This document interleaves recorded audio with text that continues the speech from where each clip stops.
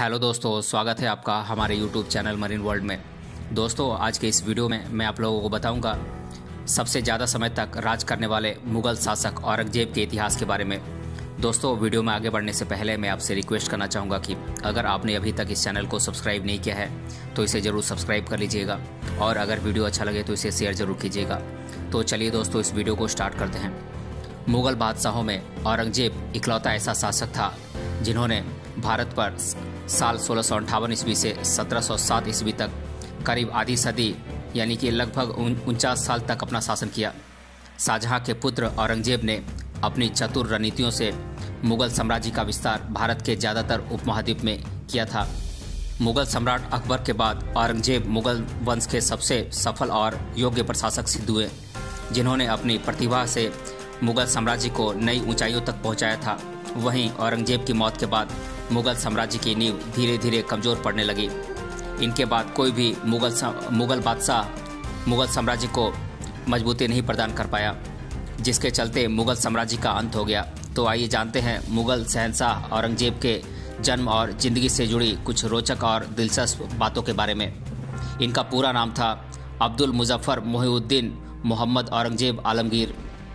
इनका जन्म हुआ था 14 अक्टूबर 1618 को दाहोद, गुजरात में। इनके पिता का नाम था शाहजहां, जो कि मुग़ल वंश के 5वें शासक थे। इनकी माता का नाम था मुमताज़ महल, जिनकी याद में शाहजहां ने ताजमहल का निर्माण करवाया था।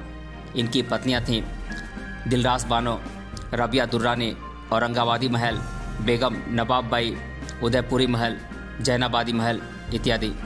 इनकी संतानें थीं आजम शाह, मोहम्मद सुल्तान, बहादुर शाह, सुल्तान मोहम्मद अकबर, मोहम्मद कामबख्श इत्यादि। और इनकी मृत्यु हुई थी मार्च 1707 ईस्वी को। मुग़ल बादशाह औरंगजेब गुजरात के दाहोद में 21 अक्टूबर 1618 में मुग़ल साम्राज्य के संस्थापक बाबर के खानदान में जन्मे थे। वे मुमताज़ महल और मुग़ल सम्राट शाहजहां के तीसरे पुत्र थे। सबसे योग्य और बहादुर मुग़ल बादशाहों में से एक औरंगजेब का निकाह 18 मई 1637 को फारस के राजघराने की खूबसूरत दिलरास बानो बेगम के साथ हुआ था। इसके बाद उनकी और भी कई बेगमें थीं। औरंगजेब के कुल 6 बच्चे थे, जिनमें 5 बेटे और 1 बेटी थी।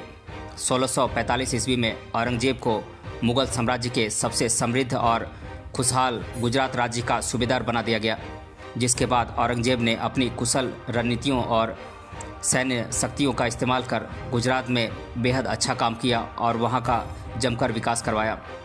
जिसके काम से प्रभावित होकर शाहजहां ने औरंगजेब को उज्बेकिस्तान और अफगानिस्तान का सूबेदार बनाकर वहां की जिम्मेदारी सौंप दी, ताकि दोनों राज्यों का औरंगजेब जैसे कुशल प्रशासक की देखरेख में तरक्की हो सके।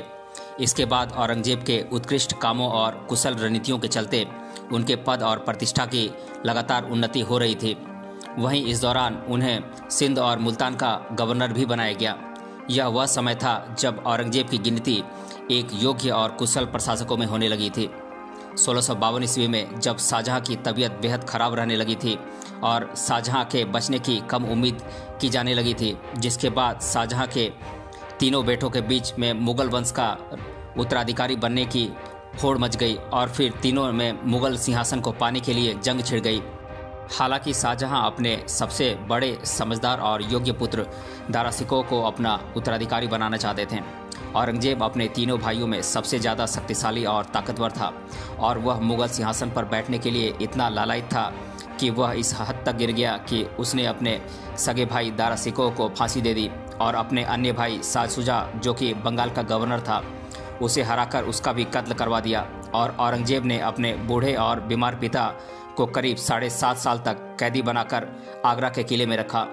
वहीं औरंगजेब द्वारा अपने पिता शाहजहां को बंधक बनाकर रखने के पीछे इतिहासकार यह भी तर्क देते हैं कि शाहजहां ने अपनी सबसे प्रिय बेगम मुमताज़ महल की याद में आगरा में बने भव्य ताजमहल के निर्माण में काफ़ी पैसा खर्च कर दिया था, जिसका असर मुग़ल शासन की वित्तीय व्यवस्था पर पड़ा था, जिससे औरंगजेब बेहद नाराज़ था और उसने अपने पिता शाहजहां को कैद कर लिया था।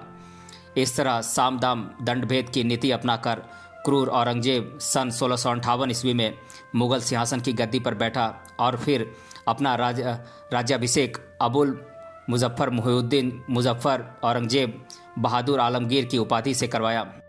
हालांकि प्रजा औरंगजेब के शासक बनने से खुश नहीं थी, क्योंकि औरंगजेब द्वारा अपने ही सगे भाइयों की हत्या और बूढ़े पिता पर ढाए जा रहे जुल्म से प्रजा के अंदर उसके लिए नफरत पैदा हो गई थी।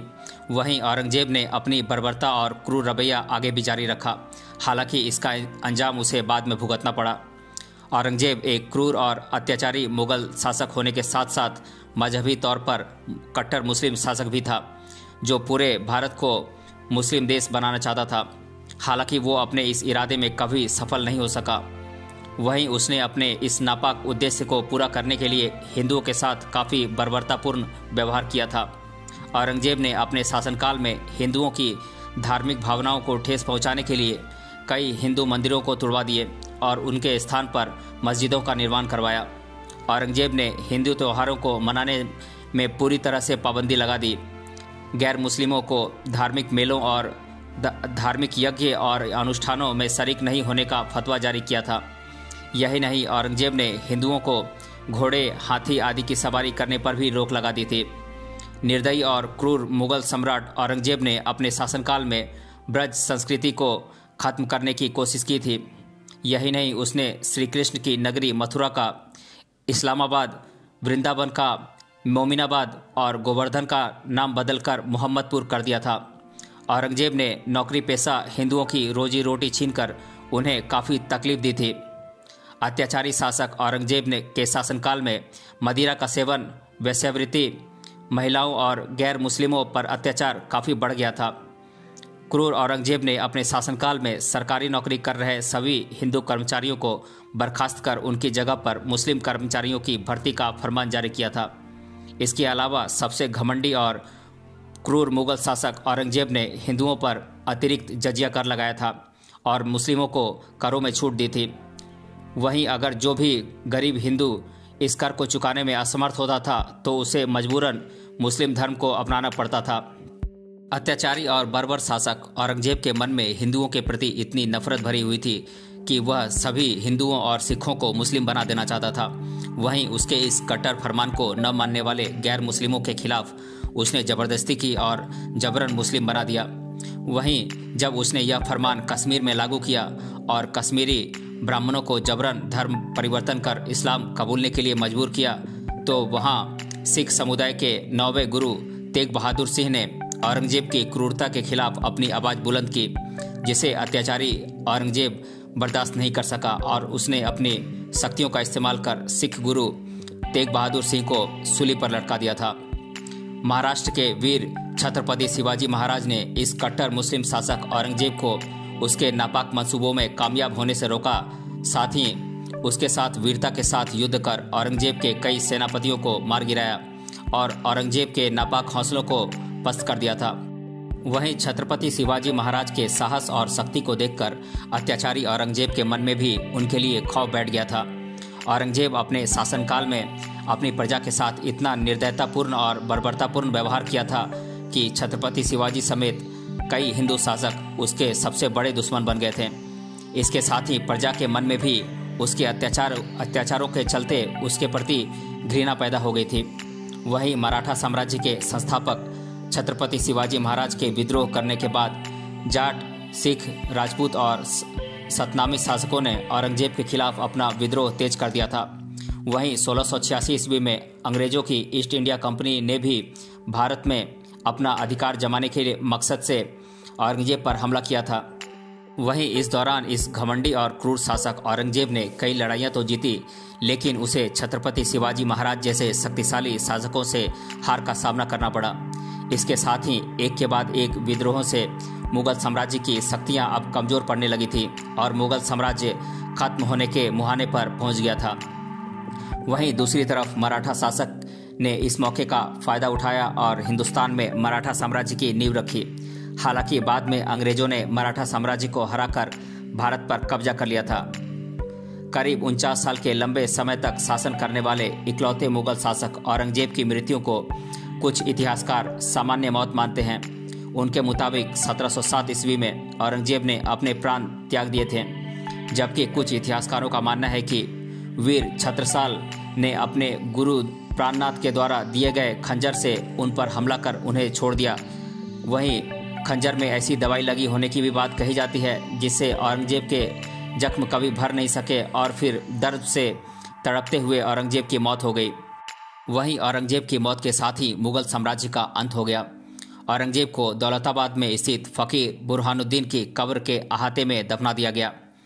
औरंगजेब ने अपने शासनकाल में लाहौर की बादशाही मस्जिद के निर्माण के साथ ही दिल्ली के लाल किले में मोती मस्जिद का भी निर्माण करवाया था। औरंगजेब ने अपनी बेगम रूबिया दुर्रानी की याद में 1678 ईस्वी में बीबी का मकबरा बनवाया था। औरंगजेब सबसे लंबे समय तक शासन करने वाला एक शक्तिशाली और कुशल प्रशासक था, लेकिन भारतीय इतिहास में वह अपनी क्रूरता और बर्बरता के लिए जाना जाता है। मजहबी तौर पर कट्टर होने के चलते औरंगजेब ने हिंदुओं पर काफ़ी जुल्म ढाए थे। हालांकि औरंगजेब की बुराई का अंत बुरा हुआ। उसकी क्रूरता की वजह से उसके विशाल मुगल साम्राज्य का अंत हो गया। तो दोस्तों, आज के इस वीडियो में हमने जाना सबसे ज़्यादा समय तक राज करने वाले मुगल शासक औरंगजेब के इतिहास के बारे में। अगर ये वीडियो आपको अच्छा लगा है तो इसे अपने दोस्तों तक ज़रूर शेयर करें और हमें कमेंट बॉक्स में कमेंट करके बताएं कि ये वीडियो आपको कैसा लगा। मिलते हैं अगले वीडियो में किसी अन्य टॉपिक के साथ। तब तक के लिए धन्यवाद।